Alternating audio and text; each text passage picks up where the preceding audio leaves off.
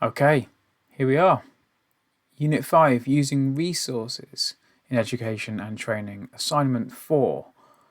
We've got from the 15th of March all the way through to the 26th of April. So a good amount of time to work on this unit.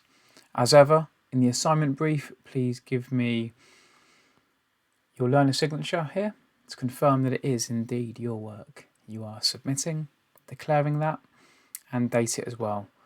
I will of course sign it here to verify that my assessments are correct and appropriate in accordance with the criteria, and it will be internally verified by the mighty Vicky Zones. There are two tasks for this particular assignment. The first one asks you to produce a video or a presentation, so it might be a video much like I'm creating now, a screencast as it were. It does jingle jangle this, doesn't it, in these videos, so I'm going to move it back here. A video or a presentation in class where you analyse, pull apart, deconstruct, think from different perspectives about the effectiveness, how effective are 10 of your resources that you use in your lessons and sessions. I want to see you include examples of these 10 resources.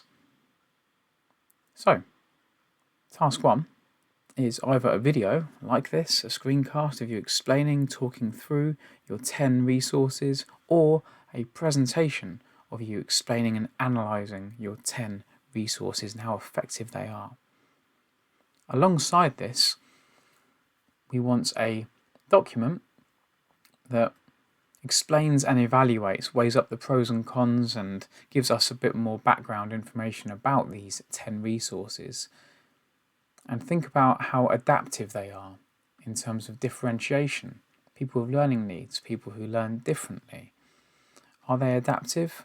Do they provide opportunities for people to engage with them who've perhaps got low vision or difficulties with processing, perhaps difficulties with typing and mobility issues? Are your resources adaptive and differentiated? Engagement and motivation. Are they engaging? Do they motivate? Can you give examples? Why are they engaging? Think about this. Explain. Evaluate why. The pros and the cons. Can they be distracting? Can they be perhaps a bit too whizzy and engaging, but not real depth in terms of learning? Kahoots brings to mind. People are quick to press A, B, or C, or D, but are they really thinking deeply? Talking, ruminating, and deciding with intention what the answer is, and then consolidating that, maybe applying that knowledge. English, maths and digital skills, are they embedded in your resources? Are you developing those crucial fundamental skills that are needed all the time in all of our lessons? English, maths and digital, the minimum core. Do your 10 resources help with this? Do they meet learner needs in terms of the curriculum, in terms of preparing them for industry, in terms of preparing them for social skills they're going to need, employability expectations that they're going to have to come up against, communication skills, for example? Or are they fun resources that actually don't meet the curriculum needs, are a bit of a sideways step and a distraction from what the individual actually needs? As whizzy and fun and cool as EdTech, educational technology in particular, can be, sometimes we've got to be sceptical. No, I'll take that back. Always we've got to be sceptical as to what the intention is. Is it meeting learner needs? Can't just be something that's cool and whizzy. It's got to have that meaning and intention behind it. Is it meeting those needs? And of course, equality and diversity.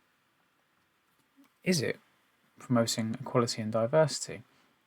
Different ways of seeing and understanding contexts and perspectives beyond our immediate lives and echo chambers that we live in. Do your resources help to challenge that and to help people to see from different views, to be conscious about equality and diversity and different perspectives and different ways of understanding your subject and the world. For task 1, you're going to produce a video where you explain your 10 resources. Alongside that, a written piece of you thinking about and explaining and evaluating these 10 resources. Your video or presentation, if you choose to do it in real life, in person, in class, will be shared with the class for best practice. Task 2. This is quite familiar to you by now. From your feedback from learners and feedback from one observation, and if you haven't booked in an observation recently, be proactive about that. Reach out to the team, Lindsay and I, and Claire Priest, Claire Scott, if you work at Basingstoke College of Technology, are here to help you. Feedback from your observation, reflecting on how effective your resources are, identifying 3 areas for improvement based on this assignment, and again, that smart action plan of how you will improve is needed. Look at timescale. Between now and when are you going to work on this? Sources of information. I've got loads of stuff on this. Resources. It's kind of my thing. So I'll be happy to help you with that in terms of CPD and opportunities to develop and grow and to get badges as a Microsoft educator or Google educator or an Apple educator, or perhaps learning a new EdTech tool. Edpuzzle springs to mind. Quite into Edpuzzle right now. And further training, one-to-one coaching and support that you could undertake to help you with your resources. So, task 1 and task 2. You have time to work on this in lessons, of course, to explore resources. It's going to be quite fun, looking forward to it. The evidence you're going to submit to me is going to be your reports, which cover the criteria, and a copy of the presentation and reflection on your research and presentation as well.